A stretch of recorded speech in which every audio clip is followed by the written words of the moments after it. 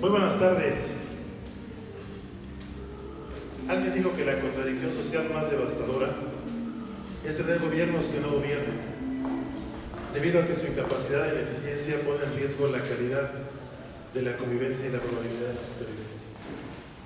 Esta frase de Luis Aguilar Villanueva, que se encuentra aquí en el libro que vamos a presentar el día de hoy, me parece que nos hace ver los requerimientos que tiene nuestro país en este momento de formar a todos los niveles administrativos y todos sus cuadros precisamente elementos técnicos que nos permitan tomar mejores decisiones. El día de hoy vamos a presentar un documento en el cual pretende precisamente atacar ese punto, el de la mejora de las decisiones públicas. Para ello, muchos de ustedes conocen a nuestro director, y en este momento nos quiere dirigir unas palabras, el maestro Eugenio Vázquez.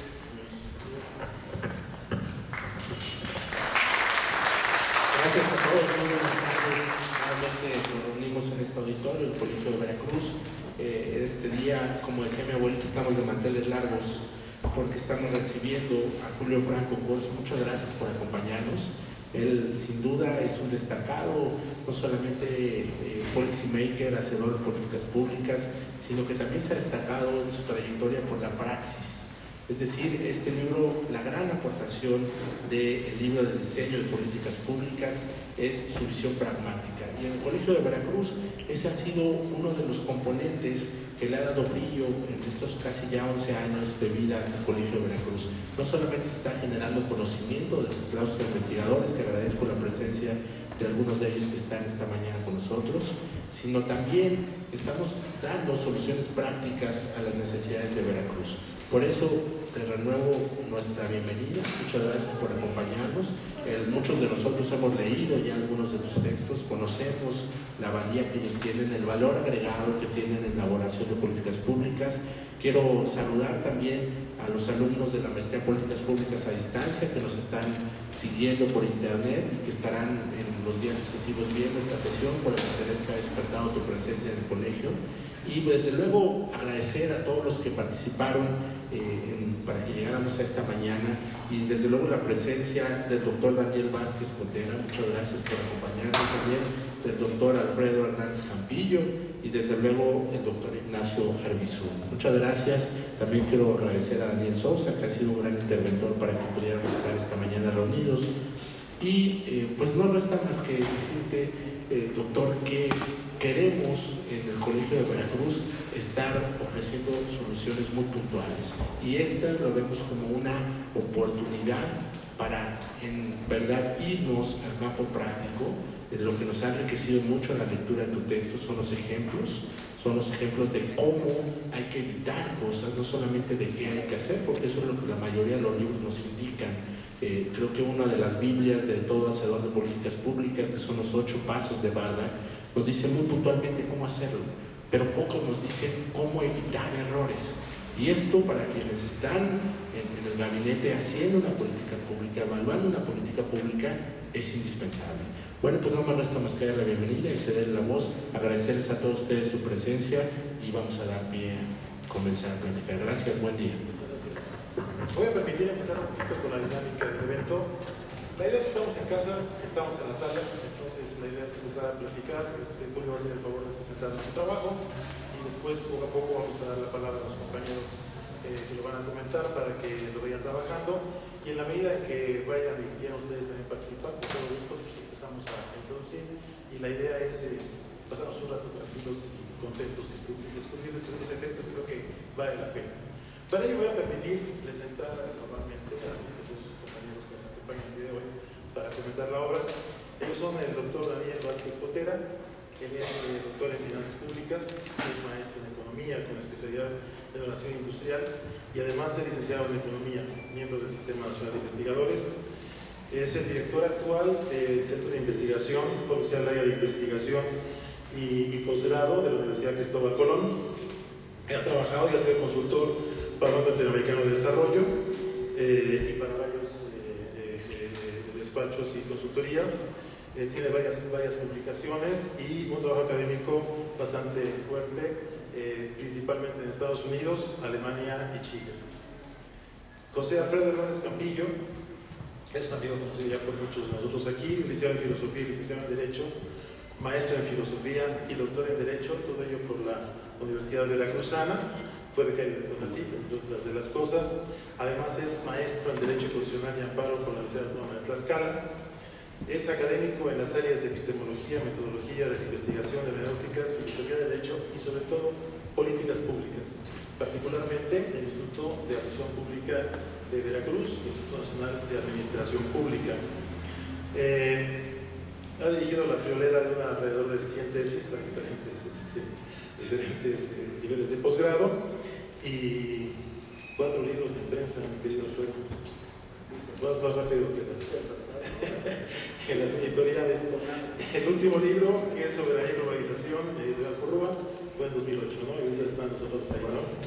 Pues aquí algo interesante. Y bueno, tengo el agrado de presentar a ustedes al maestro Julio Franco Corzo.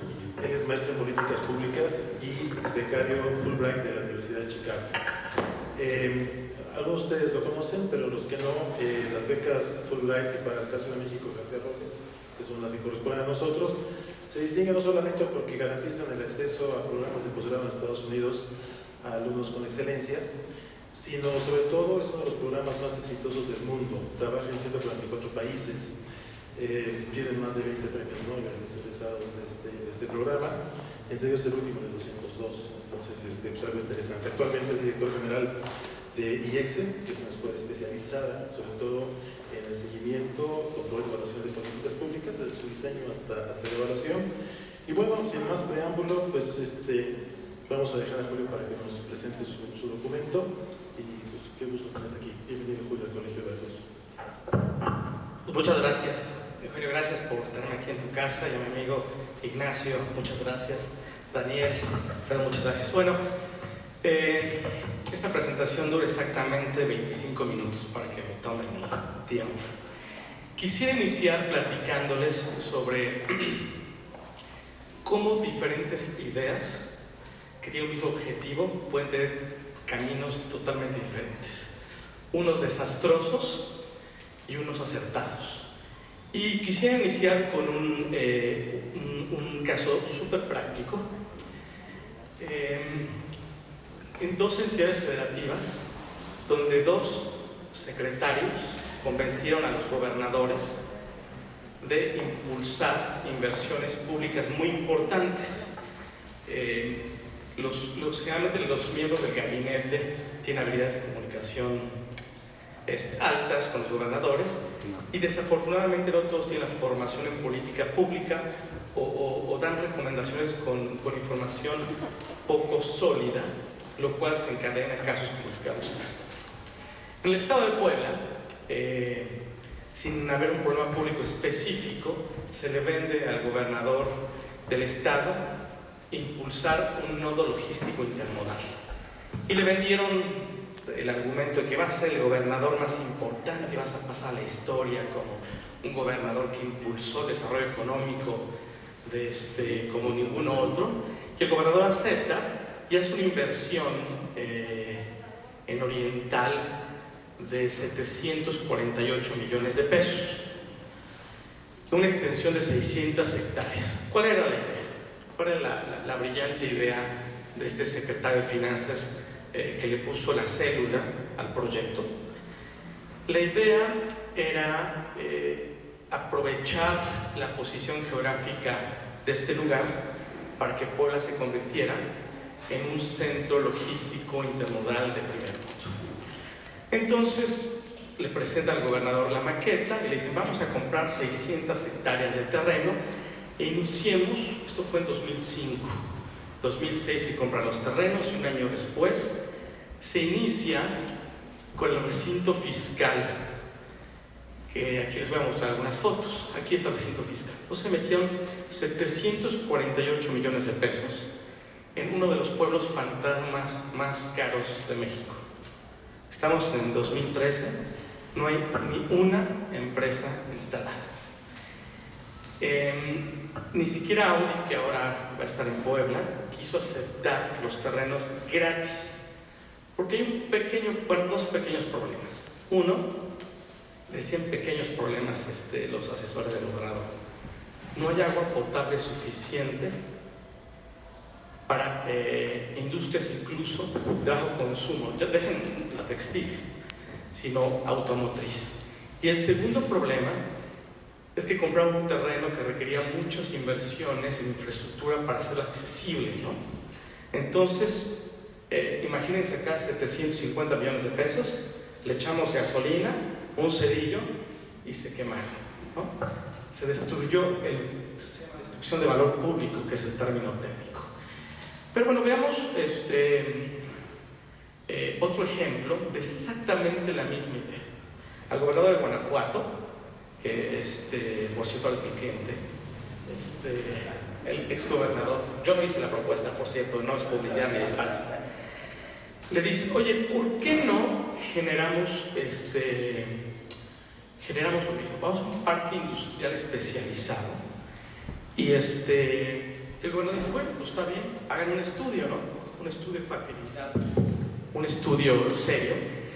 Y el estudio les permite acceder a recursos del gobierno federal, pocos, pero la ventaja de tener una mezcla de recursos, como ustedes saben, la Secretaría de Hacienda es muy minuciosa en los 4 filtros que requieren un estudio técnico complejo, un estudio de costo-beneficio, de impacto ambiental y no técnico. Le metieron 1.500 millones de pesos, es decir, el doble del caso anterior que les dije. Bueno, pero era casi el doble de extensión, 1.000 hectáreas. Se tardaron desde que inició le pusieron Guanajuato, Puerto Interior, desde que inició la idea en 2002, se tardaron 2 años en los estudios a detalle de factibilidad de este proyecto. Y en el 2006 inicia operaciones la aduana interior. Vean nada más la belleza del proyecto. Ha generado 12.000 empleos directos, tiene 22 proyectos de inversión, el IPN, el Instituto Politécnico Nacional, tiene un campus ahí, y tiene parques industriales, comedores fantásticos, es un lugar bellísimo. Entonces, aquí está el resumen, que es 50 millones de pesos de inversión estatal. Volkswagen con esa inversión, decide instalar ahí la planta de motores, que al mismo tiempo, por eso les pongo un caso que es similar, al mismo tiempo Puebla estaba pujando por esa fábrica de motores en la ocurrencia de los equipos del gobernador Mario Marín, y cuando llega la gente de Volkswagen a ver un poco el tema de comunicaciones, decide por Silao. Entonces, voy a empezar mi presentación ahora. 2 ideas exactamente iguales, con 2 destinos totalmente distintos. El tema es que en México estamos llenos de estos casos. Me la paso viajando físicamente, mi casa está en Puebla, pero probablemente estoy 2 días ahí, lo más en la Ciudad de México está mi despacho, y voy a recorrer nuevamente el país.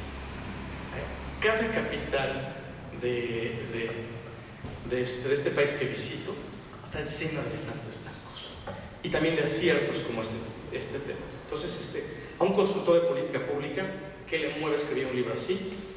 ¿Cómo evitar crear elefantes blancos? Y la segunda es, ¿cómo tener una guía paso a paso para diseñar políticas públicas viables? Entonces, la intención del texto tiene 0 teoría, es un texto totalmente práctico. Entonces, la presentación se divide en 3 partes. La primera, quiero responder por qué las buenas intenciones de políticos y servidores públicos no siempre generan buenos resultados. Seguramente en la administración del gobierno de Puebla tenía buenas intenciones, seguramente ninguno quería ver un desastre así, pero la pregunta es por qué y cómo evitarlos. Segundo, les voy a presentar brevemente la metodología que propuse en este libro, que recoge también aportaciones de los grandes como Bardash, obviamente, Simon, que es un profesor que estudió también en Chicago, de Carnegie Mellon, y muchos profesores que han trabajado en metodología de diseño de política pública. Y 3, trabajando como consultor, siempre tienes un reto muy complicado, que es que un cliente te diga, deseo una respuesta en una semana. Entonces ya una política pública pues, nos lleva entre 8 y 14 semanas. Entonces estuve pensando, ¿cómo puedo dar una opinión inteligente en poco tiempo para un cliente que está desesperado. Entonces voy a traer hoy la propuesta que se llama LOC, que es una metodología muy sencilla que les voy a explicar en 8 o 9 minutos, para que ustedes puedan rápidamente valorar una propuesta de política pública sin llevarse más de un par de horas, ¿ok? Bueno, ¿para quién está escrito este libro? Está escrito para 3 tipos de personas. Uno, desean diseñar una política pública viable, es un libro que les puede interesar. 2, tienes una idea muy buena o escuchaste una idea buena en algún viaje y es estructurarla. Este libro te va a enseñar cómo estructurarla.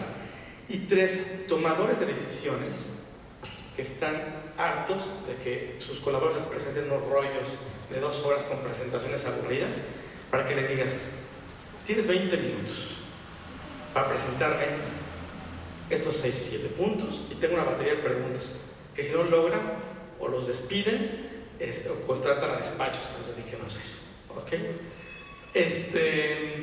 Ok, vamos a empezar con la presentación del libro. Quisiera iniciar con esta idea de elefantes blancos, que todos sabemos que son, pero quisiera definirlo de 3 tipos de elefantes blancos. Primero, la obra de infraestructura física que no tiene utilidad alguna y destruyó totalmente el valor público, como la que se acaba de presentar. Segundo, un programa público. Esos son los más fáciles de identificar, porque físicamente vas y ves aquí el Armadillo hace algunos años, ¿no?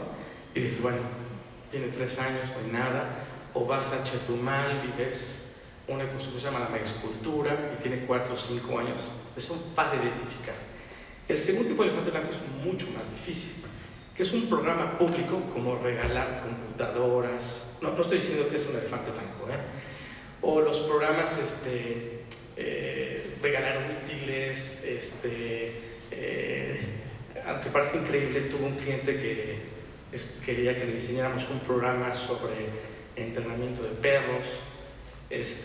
Cada ocurrencia que hay. El tema es que ya que están puestos en marcha, hay muchos incentivos para evitar, digamos, que se pueda mostrar con facilidad la destrucción de valor público. Y el tercer tipo de elefante blanco es aquel que se planea para hacer la inversión inicial y no se presupuestan los costos de operación de mantenimiento. Estamos llenos en este país de hospitales que inauguran los gobernadores y están parados porque no hay medicinas ni médicos. Entonces son los 3 tipos de elefantes blancos que definí en el libro. El elefante blanco, en mi opinión, es como la punta del iceberg. Por eso está esta esquema. La primera causa que identifico es: se diseñan proyectos sin método. Entonces el gobernador nombra su gabinete, la mitad son sus cuates, que no está mal, eso pasa en todo el mundo. Ahorita estuve en Argentina y en Chile, y eso pasa incluso en Alemania. Estuve viviendo en Alemania 1 año. Eso pasa en todo el mundo. La diferencia es: está bien que tus cuates estén en la parte del gabinete. El siguiente nivel de gente especializada en la función pública, con herramientas probadas contra balas. Y el tema es que ese esquema se repite hacia abajo. La primera causa que yo detecto es que muchas personas tienen responsabilidades públicas importantes, diseñan proyectos con base en lo que se acuerdan de la escuela o alguien les platicó, o sea, sin método. La segunda causa es que decisiones importantes, yo creo que es la más importante de las 3, se toman con información y análisis poco serio. O sea, es súper fácil aquí que alguien se atreva a dar un dato sin tener evidencia empírica, una opinión de un programa sin tener un documento atrás. Y la tercera es que cada funcionario propone con base en su experiencia y su formación. Entonces, los abogados, que está bien, proponen con la parte del marco legal. Los economistas pensamos en costo-beneficio. Los psicólogos y antropólogos con el impacto, digamos, externalidades que tiene el programa. Y está bien, políticas públicas tienen la intención de unir pensamientos o diferentes disciplinas para lograr el objetivo. El tema es que muchos carecen de formación de política pública, y la verdad hay un reconocimiento para el esfuerzo que has hecho aquí en Veracruz, y estos programas que tienen política pública son fundamentales. O sea, en el mundo, digamos, estamos terminando un paper, un profesor del ITAM y yo, viendo cuáles son los países más avanzados en formación en política pública y tratar de ver si hay una correlación entre la formación de servidores de alto nivel y los resultados de política pública en áreas estratégicas. Entonces, los datos muy preliminares dicen que sí, y por eso muchas felicidades por el esfuerzo del colegio. Ok, déjenme nada más platicar el tema de la importancia de la formación en política pública. Hace 3 meses me invitaron a una conferencia en Cancún. Entonces llegué a la noche a la casa y me sentía fatal. Y tengo un vecino que es un desarrollador inmobiliario muy importante de Puebla y sé que tiene una farmacia dentro de su casa. Fíjate que le digo, vecino, me siento fatal, creo que la farmacia, recomiéndame. Ahora su farmacia, mira esta medicina en Houston me la dieron, te vas a sentir perfecto mañana. Entonces me la tomé, me dormí, me levanto en la mañana, me sentía fatal. Cuando iba a chofer al aeropuerto, digo, párate aquí, párate acá. Y la chica que estaba atendiendo estudió química. Le digo, oye, ¿sabes qué? Me duele la garganta, medio me ve. Tómese esto, con esto está perfecto. Entonces me tomo, me subo al avión.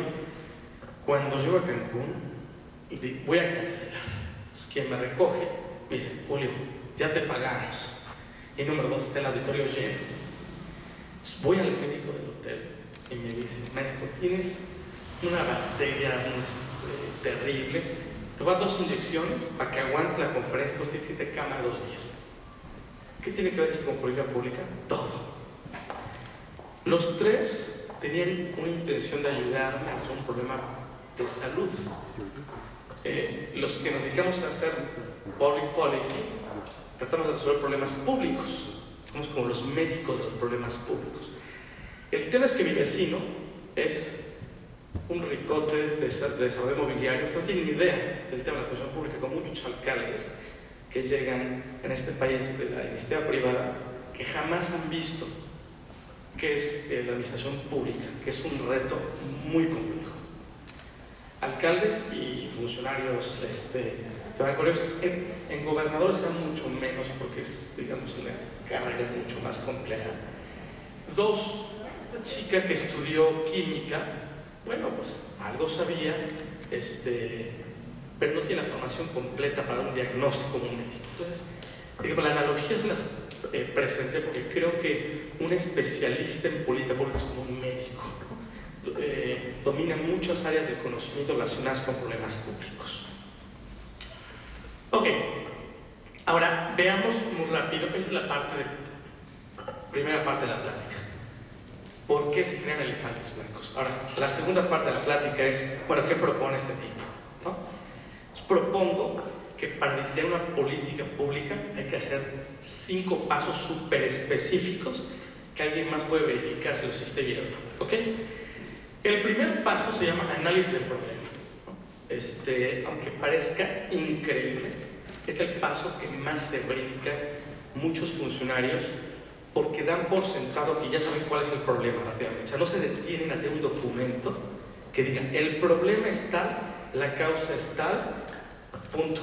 Entonces, en análisis del problema, déjenme comentarles otro caso. No se ve bien la gráfica, pero esta es la gráfica de aumento en extorsiones telefónicas en México.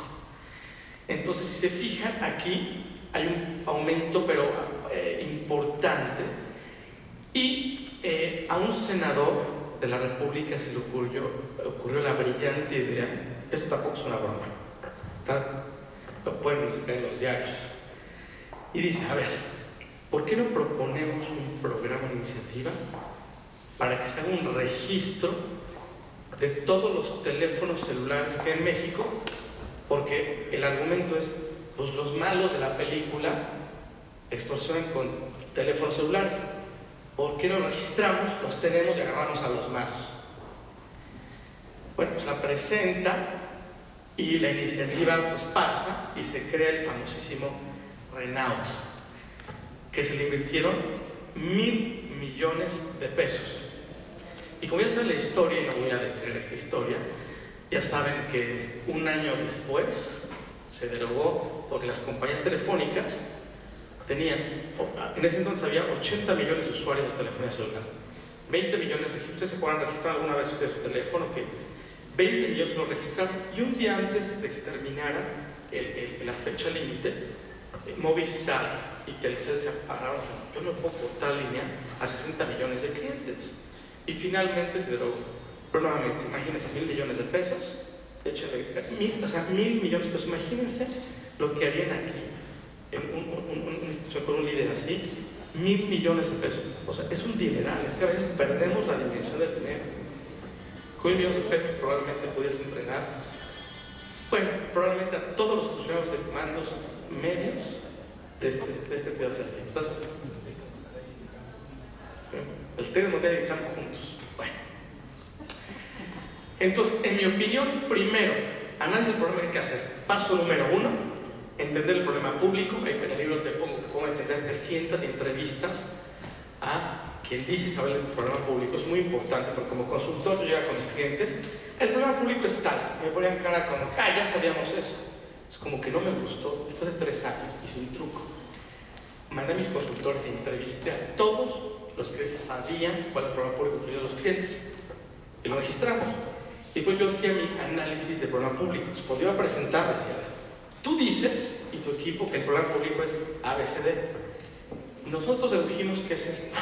Entonces, según la diferencia, se llama línea base, y comparamos lo que ellos piensan y lo que los consultores piensan. 2, cuantificar el problema en 3 áreas. Cuantificación de personas, geográficamente dónde están las personas, y la tercera cuantificación es cuál es la opinión de las personas respecto al problema. Ya que tienes eso, hay que hacer un análisis causal. Las políticas públicas son medicinas para las causas de los problemas públicos. Lo que vemos son los síntomas.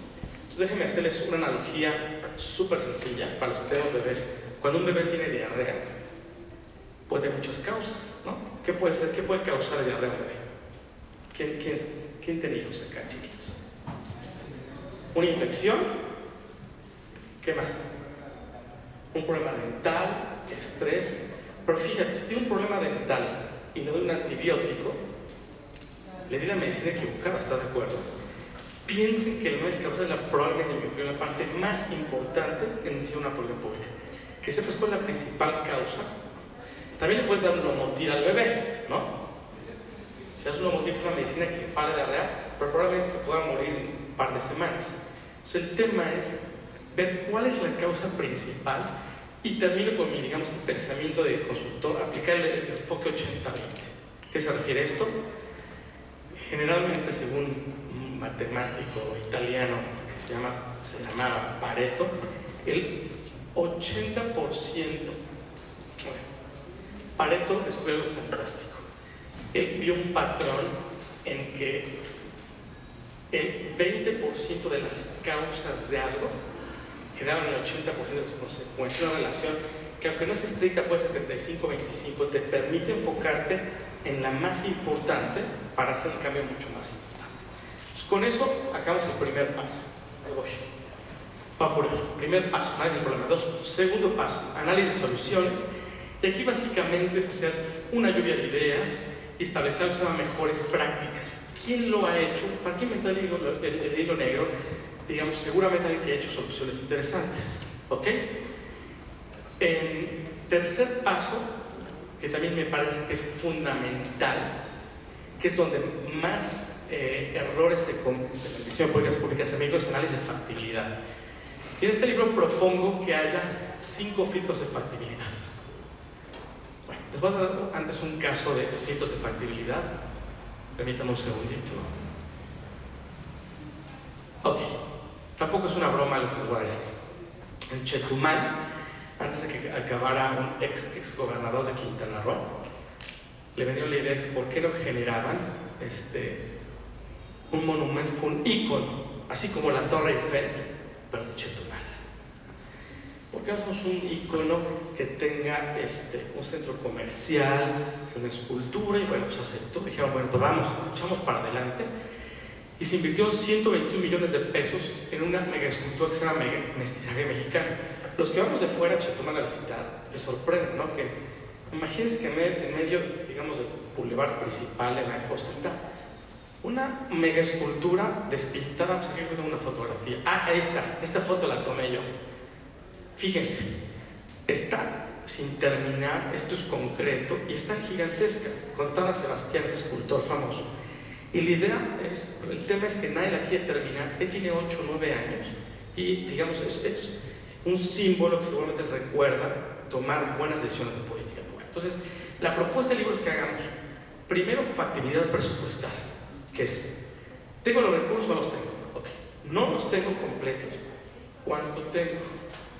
Si tú tienes por lo menos el 60% de los recursos, es fácil poder conseguir recursos. Pues tú tienes el 20% de los recursos, como los candidatos que ahora proponen hacer, no sé si recuerdan en la campaña pasada, alguien propuso un tren bala, ¿no? De un lado a otro.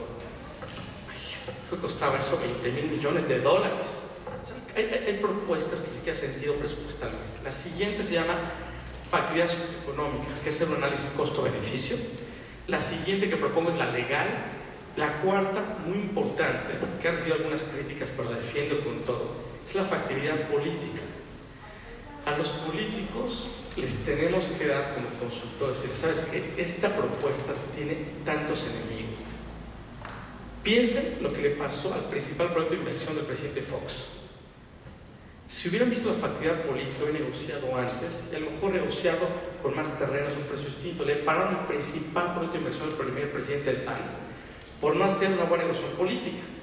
Después la ambiental, que es una factibilidad importantísima, y finalmente la factibilidad administrativa. Es decir, en esta metodología es muy difícil que una propuesta pase, una ocurrencia pase como propuesta de política pública. Y finalmente, estos análisis de factibilidad se meten en una matriz para que el decisor pueda ver rápidamente cuál es la mejor opción. ¿Okay? Ya tenemos el problema, ya vimos cuáles son algunas soluciones, ya les pasamos un filtro y ya tienes una propuesta de política pública, o sea, una recomendación de política pública, una presentación ejecutiva que no dure más de media hora, un documento impecable, y entonces se presenta un plan de acción, que es también el enfoque de consultor que tiene este libro. A los políticos, si tú les dices, oye, pues yo te propongo que crees un parque industrial textil especializado de tal, vas a decir, fantástico, ya he pasado todos los filtros. ¿Y cuál es el siguiente paso? Entonces, en la propuesta de este libro hay que decir, requieres hacer, chequen esto, una planeación legal, reglas de operación, planeación administrativa y presupuestal, cabildeo, cómo evaluarlo, cómo comunicar el programa. Entonces, con eso termina la metodología. Y ya para terminar la presentación y cumplir con el tiempo que les dije, quisiera cerrar con esta herramienta que la verdad me ha gustado mucho, que se llama ALOP. Resulta que hay como que diferentes corrientes de pensadores de política pública, teóricos. Los primeros, que están encabezados por muchos matemáticos, dicen, lo más importante para una buena política pública es el contenido, que esté diseñada de forma impecable, costo-beneficio, factibilidad, y eso es lo más importante. Entonces, la crítica que pues, uno hace es afuera, bueno, pues eso está muy bien en la academia, maestro. Si tú tienes un líder que le impulse, un político que se aviente y cabildee, y una buena agencia, una agencia que lo puede implementar, pues tienes una carpeta de presentación PowerPoint, eso está en la academia, ¿no? Entonces, hay otro grupo de teóricos que dicen que liderar es lo más importante. Hay un profesor que se llama Quinton, que escribe un libro fantástico, que dice que un buen líder ve una ventana de oportunidad de política pública para empujar una propuesta y darle visibilidad. Pero bueno, tú puedes tener alguien que empuja una propuesta pública, pero si no está bien diseñada y no tienes un político que quiera negociar la propuesta pública, pues tienes un entusiasta nada más.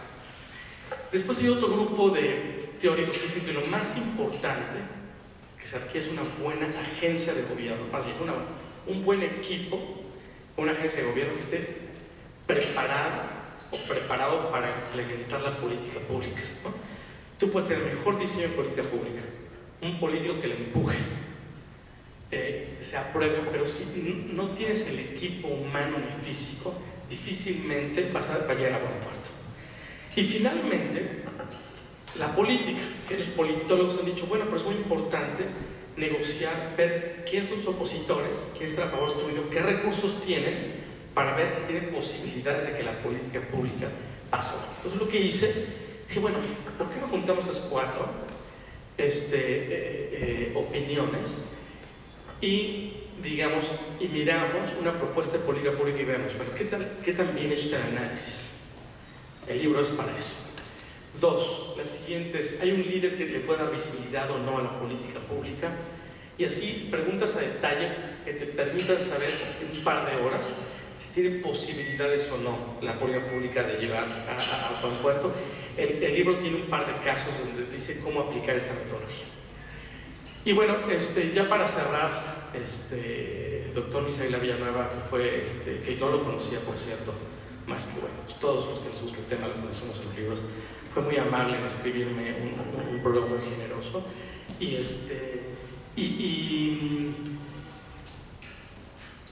su comentario principal fue que es un libro práctico, ¿no? Un libro que digamos en realidad te puede llevar una idea a un proyecto viable. Pues muchas gracias. Mi nombre es Julio Franco, ahí están mis datos de contacto, el Facebook, el Twitter, y pues muchas gracias.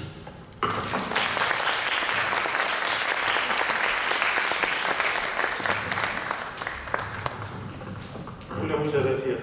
Yo creo que es bastante clara la introducción para darnos una idea de lo que es tu propuesta. Algunos compañeros ya habíamos trabajado más o menos alguna parte del libro. Creo que no solamente se centra en lo que son las obras, sino la política pública va todavía un poco más allá, aparte de que se ve y se refleja en la obra específica, ¿no? Implica también la forma como se arranca el problema y viene ahí tratado, ¿no? Entonces, en ese sentido, no sé si mis compañeros quieran hacer algún comentario. Alfredo, si quieres empezar. Bueno, yo por la formación y por lo que nos ha tocado compartir en el Instituto de Administración Pública, a Nacho nos toca muy seguido estar en exámenes doctorales de Administración Pública, y el libro de Julio viene a llenar un hueco importantísimo, porque a veces nos ocurre que estamos revisando las tesis o estamos en pleno examen y la pregunta cuando nos volteamos a ver, y esto se aterriza, esto se baja, esto se puede hacer, nos llegan con algunas propuestas a nivel tesis, pues no sé si sean ingenuas, ¿no? Pero a veces dices tú, esto se podría en términos de administración.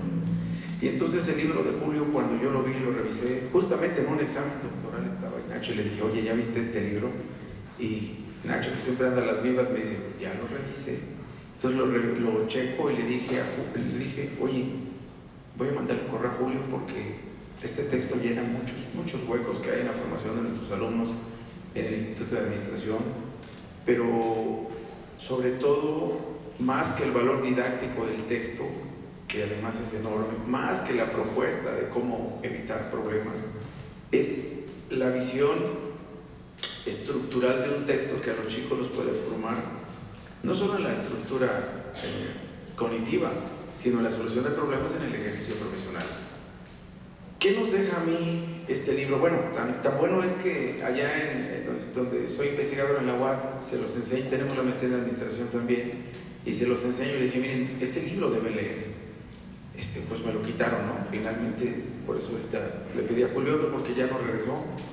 Para bien, yo espero que lo compren, no que lo anden fotocopiando, porque pues los copyrights. Pero el punto es, y la parte que me quiero enfocar en este comentario, mi primer comentario para ustedes es el grave problema que el libro plantea en esta aparente tranquilidad que nos presenta, en esta metodología que nos da. El libro habla de 4 ejes que ahora Julio nos ha presentado, donde en la parte fáctica y los problemas que este país tiene cuesta mucho trabajo. Julio nos habla del análisis. De estas más de 100 tesis que he dirigido de posgrado, es increíble que solamente hemos hecho medición previa del problema, cuando más en el 20%. En este país no hay la cultura de la medición, hay la cultura de la improvisación. Y entonces cuando el chico va a trabajar algún problema de investigación, le digo, ¿sabes qué? Ya medimos, tienes indicadores, vamos a medir para tener una certeza sobre lo que vas a trabajar.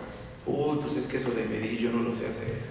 Y entonces es increíble que solo el 20% de las tesis hayan hecho el trabajo de medición, o ya no digamos hecho, que lo hayan tomado de otro lado para traerlo al contexto problemático. No se utiliza la parte de la medición. Entonces, colateralmente, Julio está poniendo el dedo en un problema formativo de este país que tiene que ver con la improvisación y sobre todo con el problema de no hacer análisis. ¿Cómo se va a diseñar algo? ¿Cómo se van a solucionar problemas en materia de políticas públicas si no tenemos ningunos indicadores?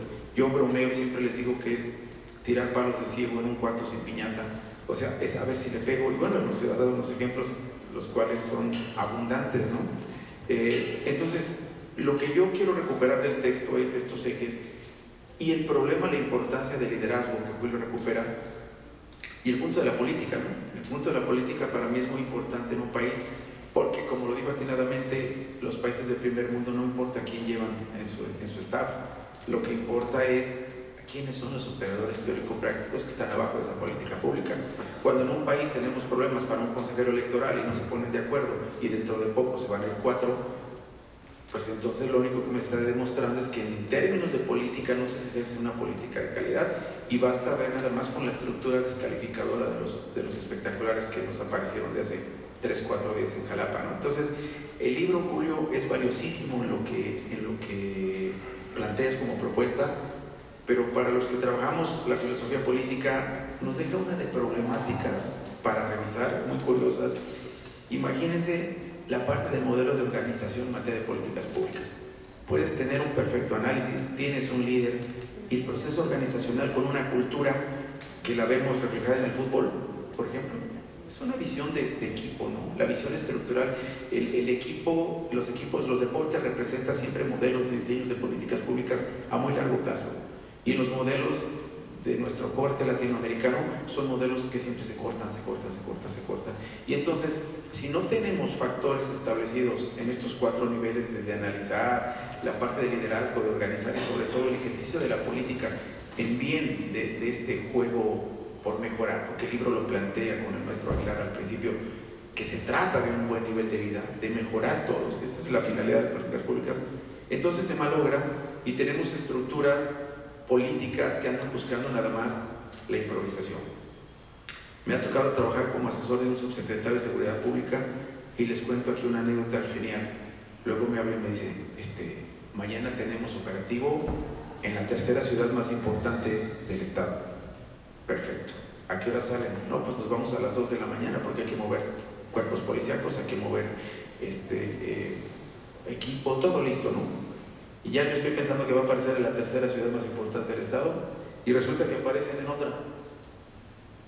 Y llegan a las 12 del día y yo le pregunto, oiga, ¿no que iban a tal ciudad y aparecieron en otra?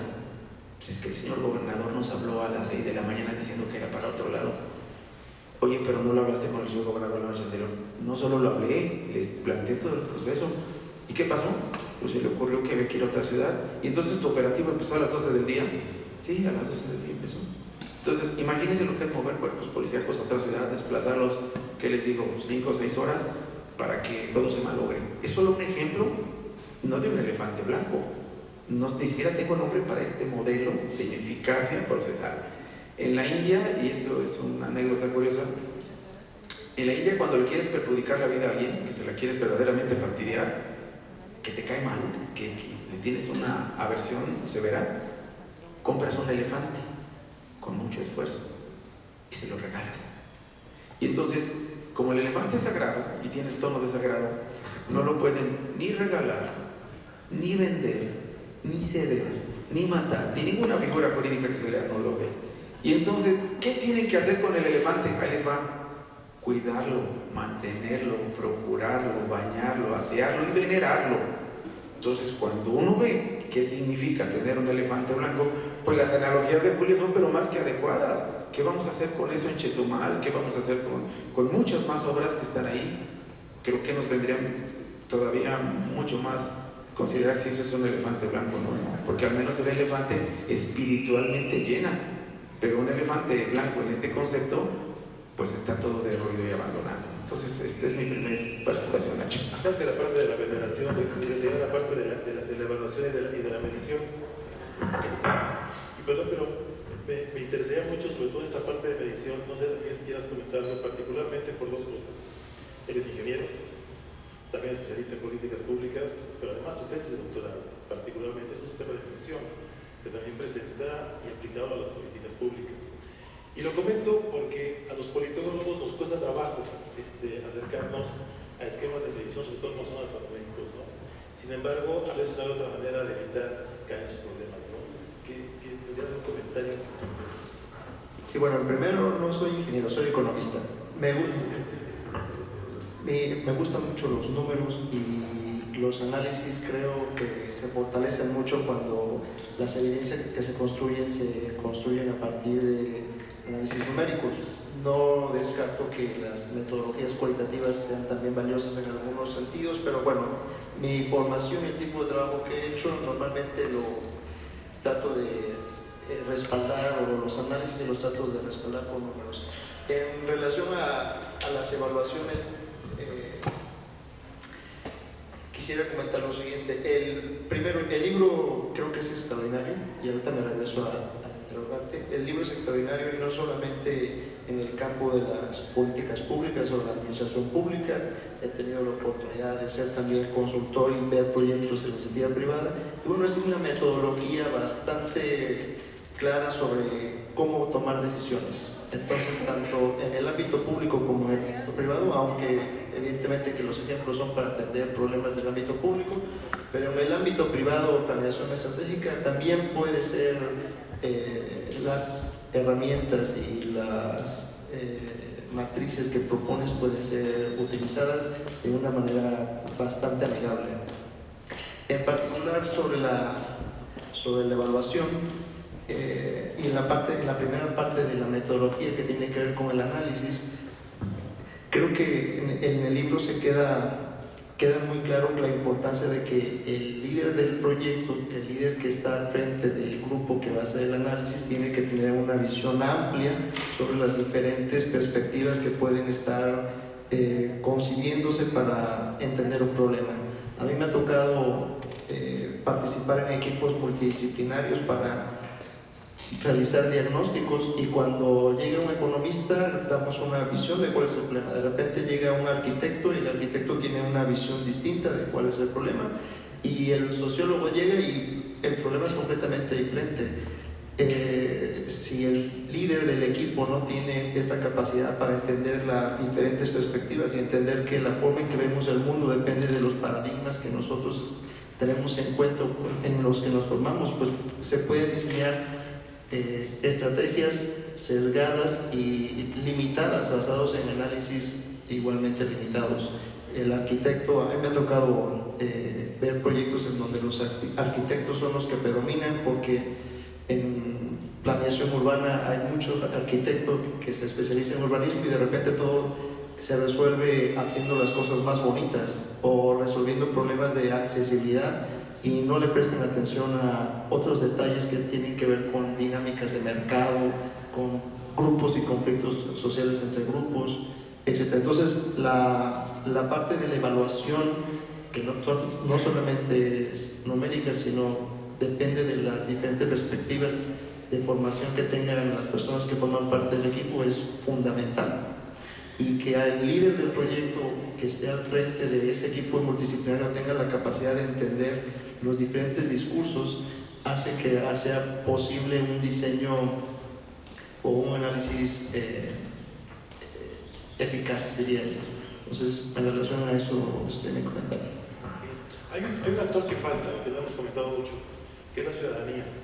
Es decir, de alguna manera lo que hemos platicado aquí parecería como si todo lo hiciera el servidor público, y sin embargo hay un momento en el cual el ciudadano participa. Desde el 2011, con la firma de la Carta de Colombia, se ha propuesto la generación no solamente de políticas públicas relacionadas a los gubernamentales, sino incluso nos han propuesto la generación de políticas ciudadanas. Entonces, hay una parte del turismo que es la parte de los servicios públicos, esta parte sobre la parte ciudadana y las políticas. Tengo un poco una opinión muy particular y a veces estoy criticando a platicar porque mi opinión muy personal es que la ciudadanía debe participar en dos puntos. Uno, en la percepción o definición del problema, y dos, en lo que su opinión debería o no debería ser el gobierno. Entonces, con las respuestas de una encuesta, sistematiza y se llegan a conclusiones y eso se compara con el grupo de expertos de trabajo. Mi opinión específica es que la ciudadanía organizada no tiene las capacidades técnicas y analíticas para diseñar una política pública de alto impacto, pero sí debe participar, digamos, en estas dos partes. Hay una parte en la que hablas de la evaluación ex ante, ¿no? Y que precisamente que esta parte es la que ha faltado, ¿no? En la 52. Y hay una parte que me llama mucho la atención cuando te usas la analogía del árbol, en la que pones, bueno, cuál es el columpio que te diseña el especialista, y finalmente la gente lo que está esperando es una llanta para colgar y meterse en el árbol, ¿no? Es muy interesante. Pero, insisto, es cierto, participa en dos puntos, pero se puede pensar ahora, por ejemplo, a través de las organizaciones no gubernamentales, de la posibilidad de empezar a generar política ciudadana. ¿Había esa posibilidad? Habla, por ejemplo, hace rato Daniel sobre la idea de que la metodología es aplicable también, por ejemplo, a las empresas. En el caso de las organizaciones no gubernamentales, ¿podríamos pensar? Sí, siempre que tengan, bueno, sí, si solo tienen la capacidad de interlocución con las autoridades que son finalmente quienes ponen en la política pública. Esta idea muy norteamericana de implementar políticas públicas a través de un tercero no ha sido tan exitosa. Déjenme contarles rápido. En los Estados Unidos, parte de los presupuestos para desarrollo social y cuidado de la familia, como los DIF, se subasta. Entonces imagínense que el DIF de Massachusetts tiene $1,000 millones y subasta 40%.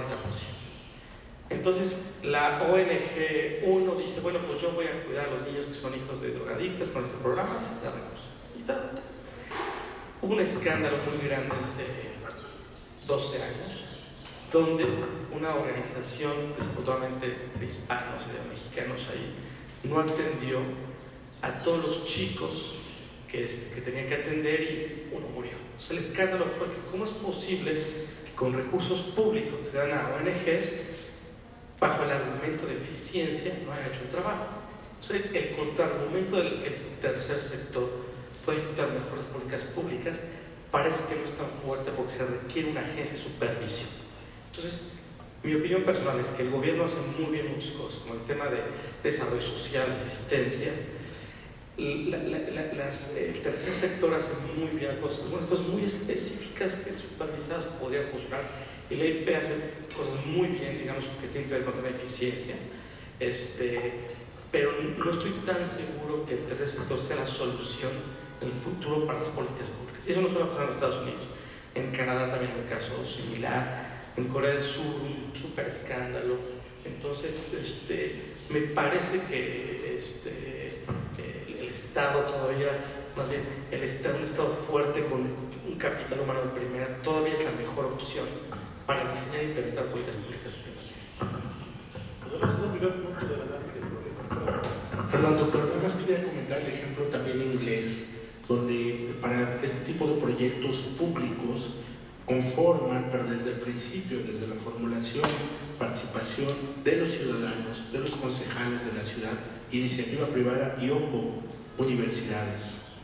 Es decir, es un programa conjunto donde están supervisando paso a paso cómo van desarrollando los programas y se hacen evaluaciones periódicas para el proyecto. Y nada más quería compartir un ejemplo de política pública exitosa, ahora en Ámsterdam versus la estela de luz que todos conocemos. En Ámsterdam se propusieron ganarle más terreno al mar porque sigue siendo uno de los puertos más importantes del planeta. Bueno, entonces hicieron con tecnología propia el proyecto, lo llevaron a cabo y este año, hace un mes más o menos, lo terminaron exitosamente con 2 globos. Primero lo terminaron medio año antes y segundo con un ahorro de casi 300 millones de euros. Si lo ponemos a contraluz con algunos de estos elefantes blancos, bueno, nos habla que también hay un componente organizacional muy fuerte de lo que tú estás hablando, ¿no? O sea, finalmente, independientemente de cómo se organizaron, más bien, independientemente de dónde se está haciendo, la organización es fundamental, ¿no? Ahí está el componente, creo que en este país nos sigue habiendo un hueco, y coincido con el doctor Arezú en que el tercer sector pudiera tener una mayor tarea en funciones de vigilancia, y que esta es una guía práctica para hacerlo.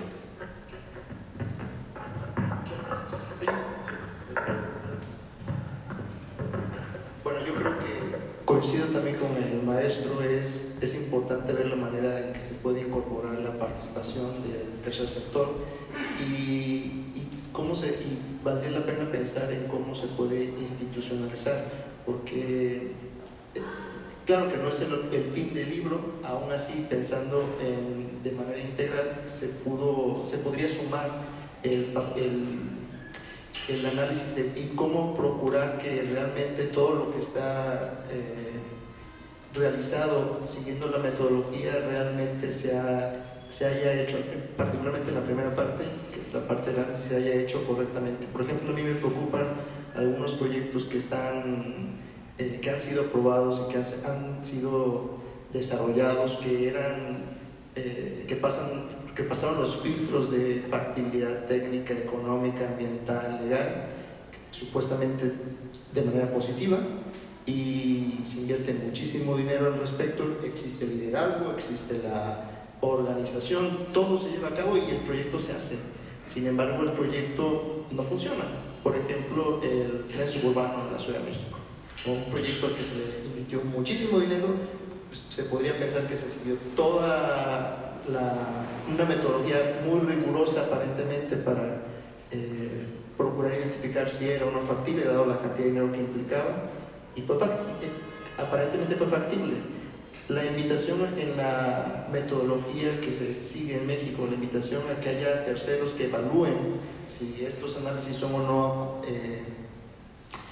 correctos, yo creo que ahí valdría la pena también hacer definición de política, porque a mí me ha tocado participar en evaluación como tercero, y los incentivos que existen y los mecanismos que existen más bien para seleccionar quiénes son los terceros que van a hacer las revisiones son como un tanto perversos, ¿no?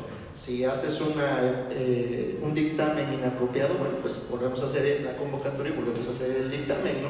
Entonces, como que valdría la pena incorporar o tener en cuenta que sería útil incorporar mecanismos en donde la ciudadanía pudiera participar, o algún otro ente con el suficiente reconocimiento público pudiera participar, validando que lo que se ha hecho técnicamente es correcto.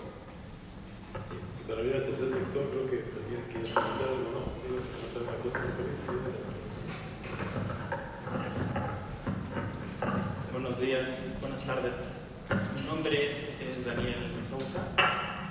Tuve la fortuna de estudiar una maestría en políticas públicas en la Universidad de Chile, y tuve la oportunidad de leer su libro, el cual me parece muy interesante y una verdadera guía práctica, y sobre todo le agradezco que nos lo aterrice a casos muy prácticos en México. Yo creo que es un espejo de cómo hacemos políticas públicas en el país.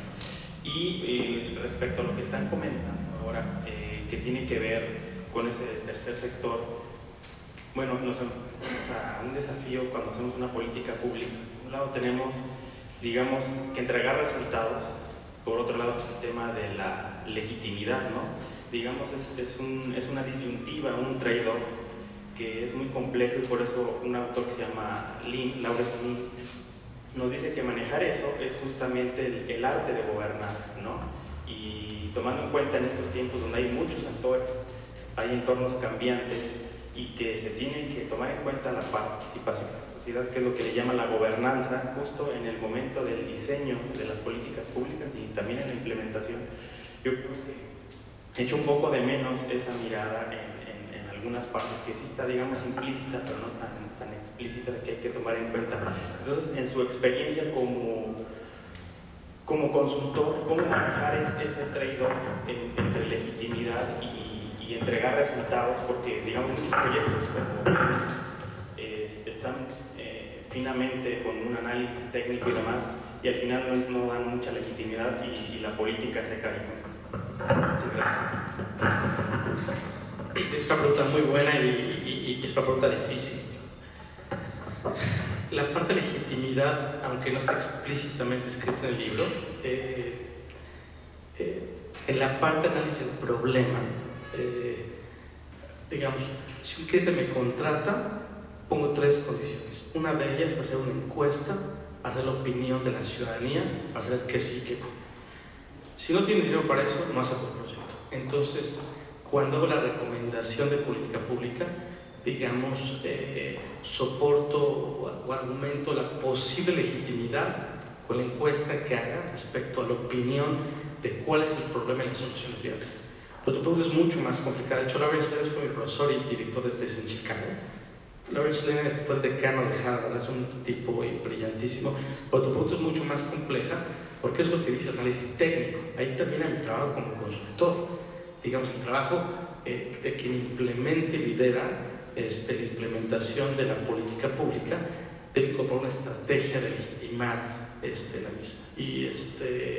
Pero el libro termina, digamos, con la recomendación. ¿Cómo vamos? ¿Les parece bien? ¿15 minutos más? ¿10 minutos más? ¿Sí? Si quieren participar, con todo el gusto, lo doy bien. Ahí está, ya. Bueno, yo quiero hacer una pregunta a Julio. Los libros regularmente nunca los buenos libros no se quedan como están, todo el tiempo se están reformulando con dudas y sugerencias. Aquí algo que a mí me ocurre seguido y ahora me acaba de pasar hace unas semanas. Resulta que un candidato a presidencia municipal aquí en Veracruz me dice: oiga, doctor, ya tengo el proyecto para mi municipio, ya tengo mi proyecto de 4 años, porque se modificó la Constitución y este ejercicio es de 4 años. Le digo: ¿cuál es? ¿Ya me diste? ¿Cómo sabes que eso es lo que necesito? Voy a hacer una plaza de toros. La plaza de toros es el proyecto de mi cuatrienio. ¿Ya lo tienes? Ya está, eso va a ser. No, usted no se imagina, voy a ser amado. Ya tengo, le voy a poner cantera, porque ahí tenemos cerca cantera. Ya no doy más datos porque van a saber dónde es. Ya tenemos de cantera, pero la voy a hacer junto a un cerro, porque en el cerro se sube la gente que no tiene para pagar y desde arriba ve la corrida de toros gratuitamente. Y le dije: les hablo de una gente que tiene licenciatura y maestría en Derecho. O sea, digamos que ignorante no es. Y le dije: bueno, ¿y esto cómo lo sabes? Pues es una necesidad del pueblo, es una necesidad y todos mueren por los toros.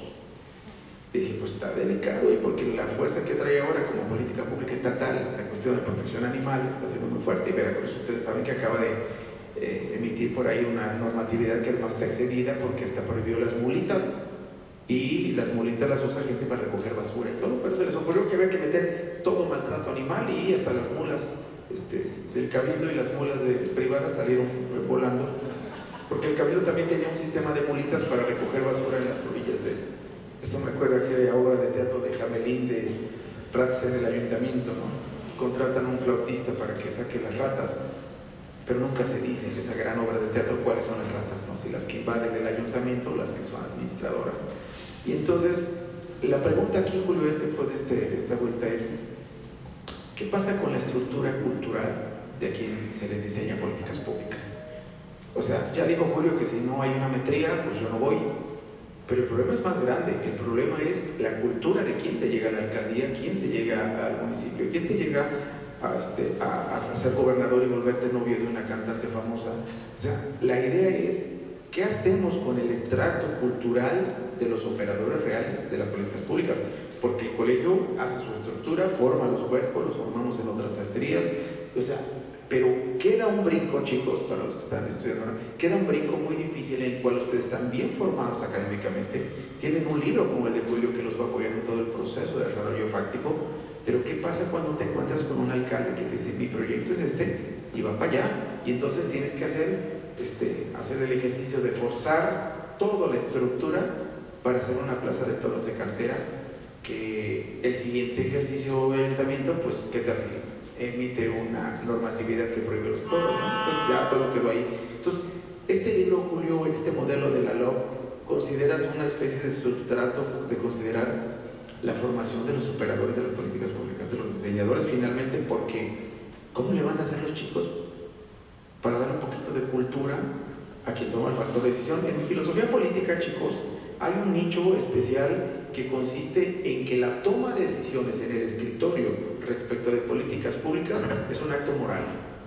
Un acto moral. Es preciosa esa parte. Quien decide, quien se sienta y decide si sí o no, lo decide en moral. Fíjense qué curioso. Y a partir de la decisión moral, todo lo demás de fuerza. Hubo un festival cervantino, el último en Guanajuato.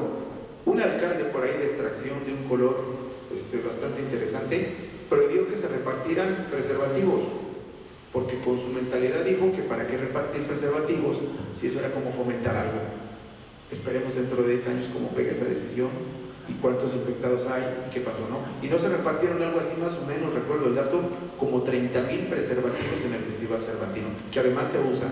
No sé si estén informados, pero en materia de cultura de prevención, en los últimos Juegos Olímpicos hubo tapones en las cañerías de los dormitorios de los atletas. Se taponean las cañerías por la cantidad que usan de preservativo y pues es una política que tuvieron que implementar al momento de finalmente tomar una decisión de destapar las cañerías. Pero eso nos habla de una cultura de los atletas y una realidad que en materia de ahí está. Entonces, la pregunta para Julio es, ¿qué hacemos con la parte operativa de los incultos, ¿no? La plaza de toros se puede hacer un hotel como en Zacatecas. También me hiciste una pregunta muy buena y muy complicada. Fíjate, en la práctica lo que hago es trato de convencerlos de los riesgos de una decisión así. Yo el libro, la historia que más me gusta de todo el libro, se las comento rápidamente, es la de, tengo dos hijos, uno de 9 y otro de 3. Hace 3 años, mi hijo de 6 años, fui por la escuela y le pedí que me acompañara a dejar un reporte para un presidente municipal, porque resulta que nos contrató el municipio con más perros callejeros de todo México per cápita. Había, y obviamente un problema de muchas enfermedades gastrointestinales por fecalismo de la libros. Bueno, entonces llego al ayuntamiento y antes de bajarme mi hijo me está abrumando con preguntas. Oye papá, pero porque vio que en la portada había un perro. Y a ver, platícame ese problema de los perros. Hay muchos perros callejeros sin casa en este municipio. Y entonces le vamos a ayudar al presidente municipal a tomar una buena decisión. Entonces nos vamos a bajar y me dice el niño, oye papá, ¿y por qué no les construye una casa para todos los perros? Dije, papi, pues es que son cerca de 50,000 perros. Es una casa grande. Para no empezar a discutir con un niño, dije, mira, no tiene dinero el presidente municipal, no tiene terreno, no se puede hacer. Pero le traté de cambiar el tema y se quedó pensando. Nos bajamos, estaba el gerente de mi consultoría ahí, por otro informe. El presidente municipal no recibió, el secretario general me dice, Julio, me urgía que llegaras. Le digo, pero pues ¿cuál es la urgencia? Me dice, es que ayer se reunió el cabildo porque hay una propuesta del director de Protección Civil para crear el albergue del perro callejero. Pues mi hijo le pregunta, oiga, ¿qué es un albergue? Dice, es una casa para los que no tienen casa. Dice, ya ves, papá, te dije. Yo estaba, bueno, o sea, no lo podía, le dije a mi hijo, hasta para allá. ¿Sabes? Y le dije, mira, vas a cometer una estupidez mayúscula. Aquí está el reporte. Expliqué por qué no. Digamos, la recomendación era sacrificar algunos perros, castrar algunos perros, algunas plagas operables. Hicimos, digamos, una matriz de las combinaciones. Se molestó la forma como la ve, nunca me voy a contratar, pero no importa. No hicieron la casa del perro callejero. Le dije los riesgos. Imagínate tu foto, eso repito a los clientes. Imagínate tu foto como la de Mario Marín. Ahora, gracias a Dios con Granier nunca agarramos ningún contrato. Imagínate tu foto en el periódico, primera plana, de una macroestupidez que hiciste. ¿Cómo se veía? Ese es el único argumento que he tenido para la pregunta tan difícil que me hiciste. Es difícil cambiar tema de cultura de 20 años, 25 de formación. En ese momento, ya que se lo imaginan, no lo hagas. Eso es lo que hago, digamos, pero es una muy buena pregunta, porque creo que los políticos a eso se les tiene mucho miedo, al escándalo y a que los exhiban en los medios de comunicación. Y afortunadamente, ahora que han pasado muchos, es muy fácil que se los imaginen, ¿no? Gracias, Julio. Eduardo, ¿qué es Sí, buenas tardes. Gracias por la... Primero, agradecerte, Julio, la intervención tan brillante en el trabajo que nos estás presentando. Felicitarte por ello. Y bueno, estoy de acuerdo en casi la mayor parte de lo que has mencionado, y me asalta una duda, un elemento que se ha tocado por ahí, tal vez por el doctor Daniel, en el sentido de la cuestión de la política pública, o la cuestión que mencionó hace un momento de la moral, el aspecto de la decisión moral que tocó por ahí, me parece que el doctor Alfredo,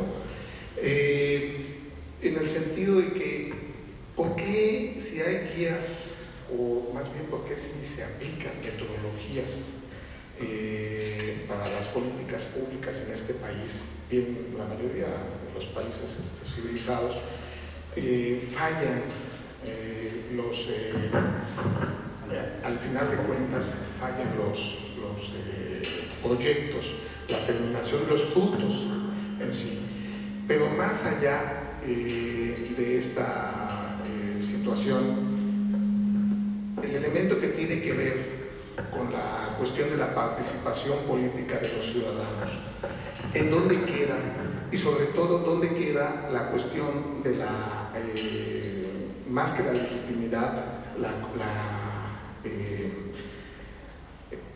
el actuar éticamente, el actuar sin corrupción, que es un elemento muy importante por el cual no salen a la luz y se quema mucho dinero, como lo has mencionado? Decir que el elemento corrupción es prácticamente abrir una caja de Pandora, ¿no? Pero sí es importante porque no se da en muchos proyectos, y han mencionado perfectamente el vínculo entre el gobierno y los hacedores de la política pública que están abajo como consultores, pero no han tocado el punto del ciudadano, y sobre todo el aspecto de la ética y de cómo se maneja esta corrupción. Un servidor hace esta pregunta con mucho respeto, porque dentro de la gobernanza es interesante ver cuál sería tu postura en relación, ya que nos presentas una guía con una metodología para llevar políticas públicas a la realidad, en donde tocaste el aspecto de la ética y de la, pues digamos, que no exista la corrupción. Eduardo Valdés, de aquí del doctorado en Ciencias Políticas. Gracias. Gracias, Eduardo. Las preguntas que más me gustan, y es más, si alguien quiere hacer una pregunta ruda, me encanta. No fue ruda. Gracias por hacer la pregunta que me hiciste. Mira, te voy a contar. Tengo dos hobbies. Uno de ellos es contar libros, sin presumir. Probablemente dudo que alguien que tenga más libros de política pública que un servidor. He comprado por 10 años. Cada país que voy, he comprado todo. En Estados Unidos tengo 10,000 libros en casa. Bueno, tu primera pregunta. ¿Por qué, si hay metodologías, una metodología que propones, por qué fracasan los proyectos? Por eso escribí el libro. Después de ver tantos libros de política pública, dije, ya basta de tanto rollo. O sea, me parece que hay pocos libros, no me parece, ahí te la digo. En español, de latinos, hay 3 libros, además del mío, que abordan el tema de análisis de política pública. 3. De anglosajones hay como 30. ¿Qué dijiste?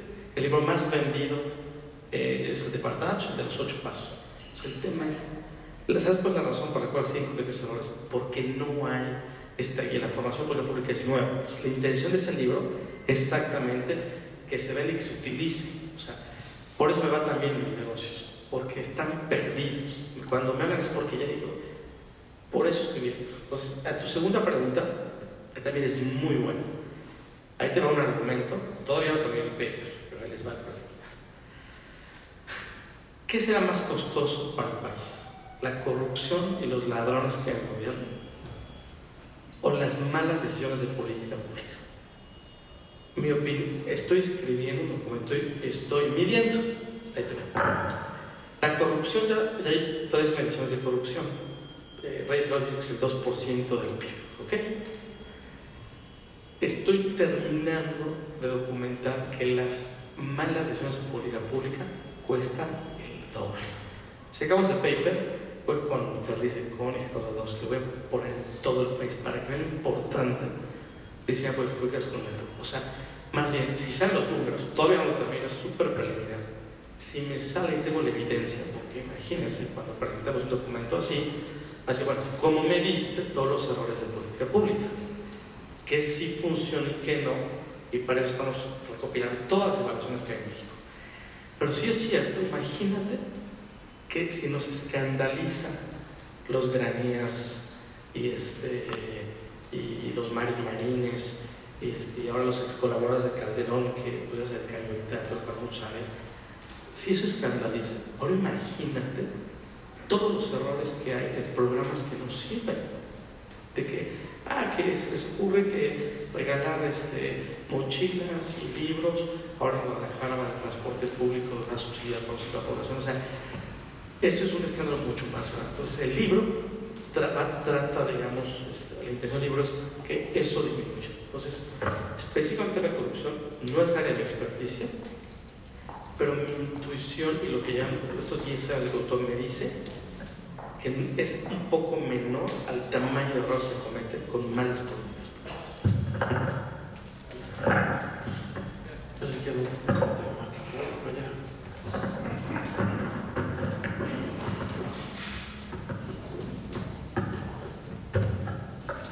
Bueno, buenas tardes. Creo que sí va a ser muy conveniente esperar ese libro, porque tenemos un ejemplo de esas malas decisiones en la población yaqui, ¿verdad? Y la toma de carretera, que ahí participa la ciudadanía ante una mala decisión de una empresa que alimenta una capital de un estado en contra de todo un pueblo que ha sido aguerrido en la historia de México. Entonces, yo quiero ejemplificar más con el estado de Veracruz. En la época del gobernador Patricio Chirinos, nos pegó un huracán, el Gert, y este huracán le pegó tan fuerte a la zona norte del estado que poblaciones enteras desde Pánuco, Pueblo Viejo, Cerro Azul, donde yo nací, Tuxpan, nos quedamos sin víveres y nos quedamos sin luz. Se morían más de 10 niños, y en las diferentes zonas, en la Cruz Roja del pueblo, cómo llegaban de las comunidades. El gobernador era de Pánuco, entonces tomó la decisión que vía trailers le llegara la ayuda a Pánuco, pero no tomó en cuenta los demás municipios. ¿Qué hizo la población? Tomar la carretera. ¿Qué hace la ciudadanía cuando no hay ese detalle, esa delicadeza a veces de tomar una buena decisión, una buena toma de decisión? Bueno, pues salir y buscar la solución. Llegaron los asesores en helicóptero para que se desbloqueara esa carretera, porque ya los trailers llegaban a Poza Rica. El daño económico y social, imagínense, para las empresas, los productos, etc. Y cuando vi esto de Sonora dije, bueno, parece que pasan 15, 20 años y las historias siguen igual, se repiten. Yo fui síndica en mi pueblo y diputada federal suplente. Y le puedo decir al maestro economista y esto de Pareto que el 80-20 reside tan sencillamente en el presupuesto que nos llegan a los municipios. Cuando yo estuve en Colombia, Colombia está por departamentos. El presupuesto de Colombia es el 80% para los municipios y el 20% para la federación. México es totalmente lo contrario, el 80% para la federación y el 20% para los municipios. Vamos a partir de eso. Más aparte el problema de preparación, hablo de mi estado, 212 municipios. Cuando la gente no tiene esta idea de gobernanza, decían, pero ¿quién selecciona a esos candidatos? ¿Cuál es el proceso de democracia interna dentro de los diferentes partidos para buscar a la persona idónea? No se van por capacidades, no se van... Si esa gente se rodeara de consultorías o de asesores realmente capacitados en política pública, pues a lo mejor le perdonaríamos que no tuvieran el estudio. Entonces, regresando a este ejemplo, llegaron los asesores, tomaron a los líderes y los trajeron a Jalapa, en un delito federal, la carretera. Los encerraron en el hotel de México, ese fue enfrente del Palacio. No se negoció, no con el gobernador. En esa época el secretario del gobierno era Miguel Ángel Yunes. Pasan los líderes y les dicen, voy a poner sus maletas fuera de Veracruz y yo me encargo que ustedes jamás entren al estado, jamás. Los líderes no negociaron, les dijeron que allá estaba el pueblo y la ciudadanía. ¿Qué tuvieron que hacer? El gobernador, con más sensibilidad política y no enterado de lo que hacía su mano derecha, citó y dio la resolución más sabia que usted puede pensar y a lo mejor quedaría de anécdota. Ordenó a los de la Comisión Nacional del Agua qué estaba pasando, a los de la luz, todo, y la solución la dio el propio gobernador, porque así como hay gobernadores que toman malas decisiones, hay gobernadores excelentes en este país. Entonces tomó la decisión y hoy en día no ha vuelto a suceder ni que falte el agua, ni que falte la luz, ni nada de esto en la zona norte. Entonces queda como experiencia que a veces la ciudadanía sí se ve obligada y los costos sociales de una mala política pública, como usted dice, se amplían porque no repercute nada más en un ciudadano, sino en la empresa y en todo en un daño que se puede hacer.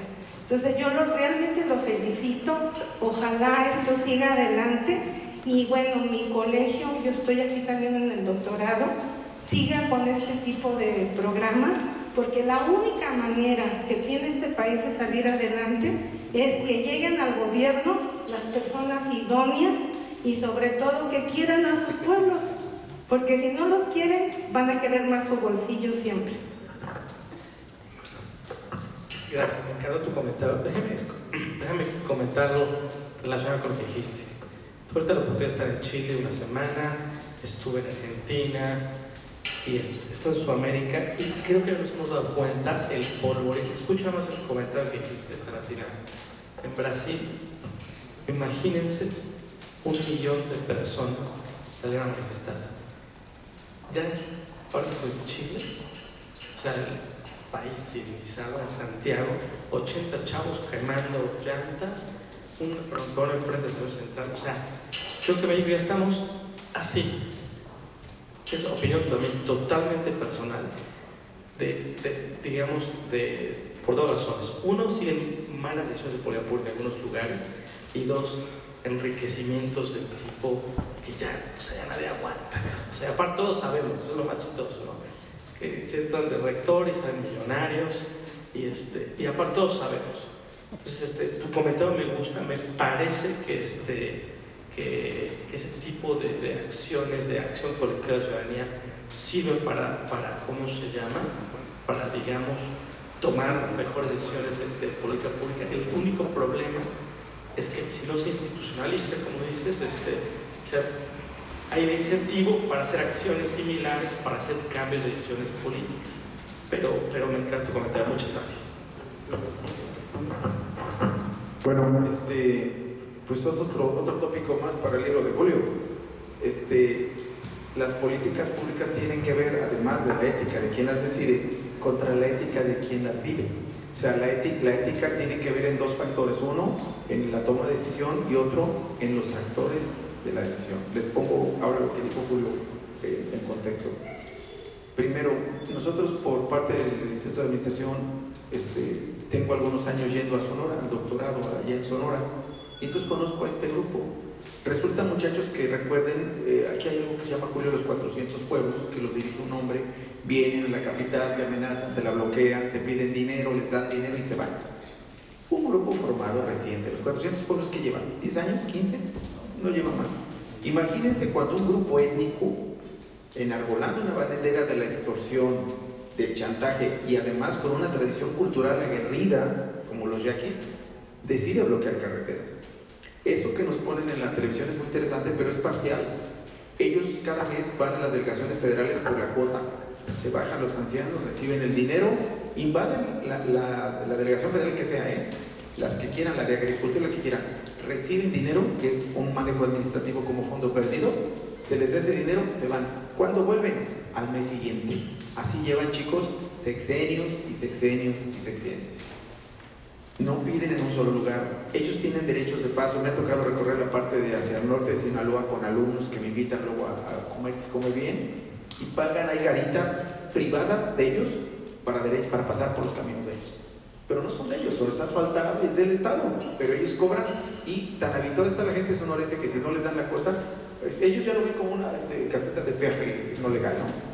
Entonces, esto que está pasando ahora, que Padres se ha puesto a darles, finalmente acaba de reventar. Ahora, los otros años de ejercicio de Padres ha estado dando, ahora hay un problema ahí de elevación de cuotas, ya saben, la inflación. Entonces, ese es un problema interesante. Otro, lo que dice Julio, tiene que ver con Chile, un pueblo aguerrido de izquierda muy fuerte, donde es orgullo ser de izquierda, donde hay un concepto de izquierda. Yo tuve un director de tesis doctoral que era chileno, y él te decía, una de las cosas más orgullosas de mi vida es que mis padres desvielaban motores en defensa del modelo de izquierda. Entonces, ellos lo ven en serio. Y el problema de ahora de Chile es, pues, la manera de ponerle cuotas a la educación, ¿no? El problema de Chile es que se quiere privatizar algo que no era así. Entonces, el trabajo de Julio es un trabajo muy rico, pero también la otra talacha que tienes, Julio, es que las políticas públicas son para contextos éticos determinados. Y entonces, eso nos multiplica la problemática, porque el diseñador de políticas públicas tiene que conocer el temperamento. Evo Morales tuvo problemas hace unos meses porque resulta que quiere abrir una zona carretera para determinada, y los grupos étnicos dicen que no, que porque la carretera va a romper con todo un esquema ecológico.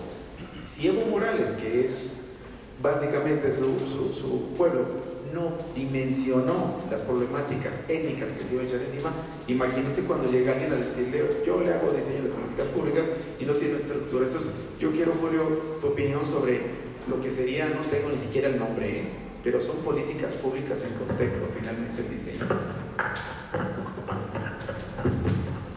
Muchas gracias, me acabas de dar el nuevo tema para mi nuevo libro. Ya, ese es mi comentario. Muchas gracias. Bien, compañeros, pues muchísimas gracias. Muchas gracias a los compañeros. Señor Maconón, gracias por estar con nosotros. Yo nada más quisiera terminar con un detalle. Una cosa riquísima también en el libro es la bibliografía. Hay una gran cantidad de referencias a textos, algunos incluso que no habíamos visto mucho tiempo. Entonces, simplemente por el análisis de la bibliografía, para estar trabajando este tipo de temas, creo que vale la pena. Julio, venir a tu casa otra vez. Muchas gracias. Muchas gracias a todos los compañeros. Basta.